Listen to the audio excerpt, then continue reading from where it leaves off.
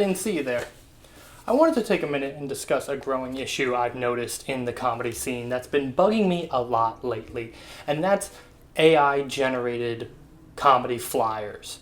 Now, last week I posted this image satirizing this kind of thing, which you should all go follow me on Instagram, by the way. Anyway, I posted this flyer that I made in ChatGPT making fun of all the AI-generated comedy flyers that I see on Instagram.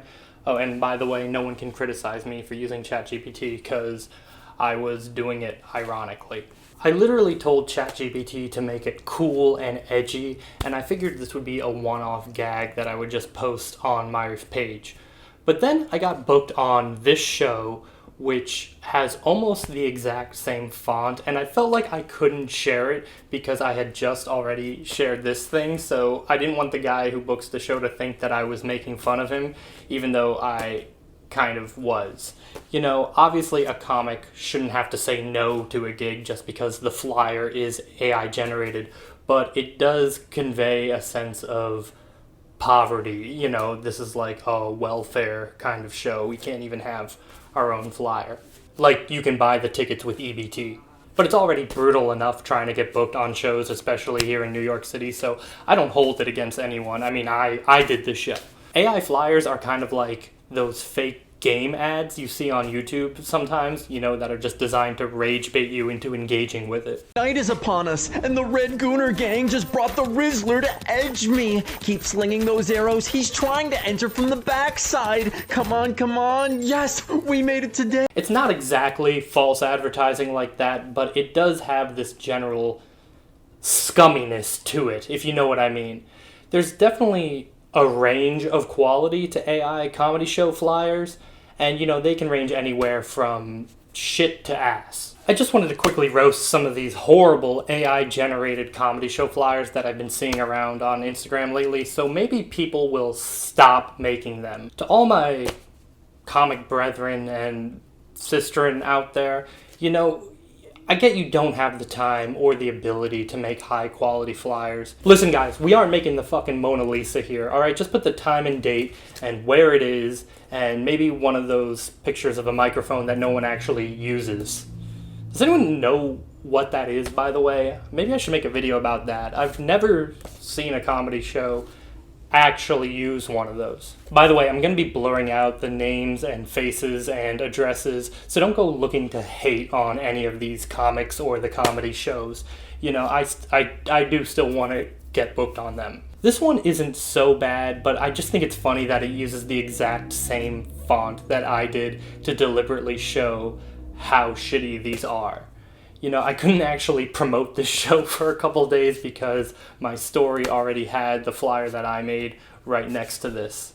So I kind of just looked like I was ghosting the producer. Now, none of the comics I know are graphic designers, so I get it, but I also find it incredibly ironic that as our art form is under the threat of AI, we would choose to deliberately undermine another, that being graphic design. I know they're probably insecure about their abilities to design a flyer in the first place, but things like Canva make this pretty simple to do, and you can have a lot of tools at your disposal. And if all else fails, you can do what my good friend, comic, puppeteer, and 9/11 co-conspirator Ricky Downs III does, and just make this in Microsoft Paint.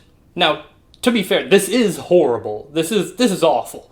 But it is so uniquely horrible that it comes back around to being charming in a way that is uniquely Ricky, if you know him. Now let's look at some of these horrible AI flyers plaguing the comedy scene. And again, please don't try to track these people down, alright? I guess this one takes place in hell with 4 black people front and center. Not that there's anything wrong with that, it's just that the guy who runs this show is one of the whitest people that I know, so it felt like that was a weird, deliberate choice that he made. And it's just that one of them is a soulless demon woman who has burned out her eyes staring too long into the abyss. I like how AI just gave up trying to make this microphone, and it just forgot how to spell secret pour at the bottom here with a bowl of roasted chestnuts, I guess. I also like how everyone is just kind of looking off to the right, like the comedian is just lurking in the corner of the stage. And also, lastly, the world's first flannel-wearing black guy has a giant pint of beer and a weirdly long bottle behind that. I don't even want to know what this is. Now, this one is especially hilarious to me because that is straight up just not what this club is called. Alright, it's called the Comic Strip Live. They got the name wrong twice.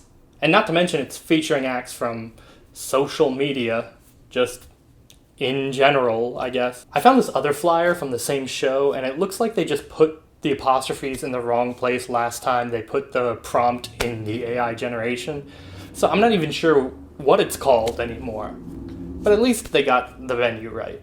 Okay, so this one I didn't blur out the face because it's not too bad, but that just straight up isn't the guy they're referring to. This is just a made-up person.